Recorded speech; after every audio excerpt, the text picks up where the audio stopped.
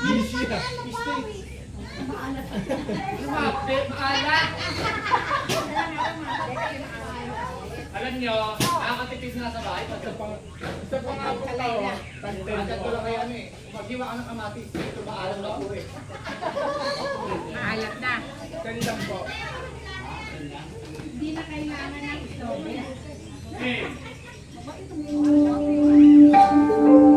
ba yung sana wala internet eh. Sa inyo nga magtatagal niya basta ng set. Hindi kami kumana sa inyo.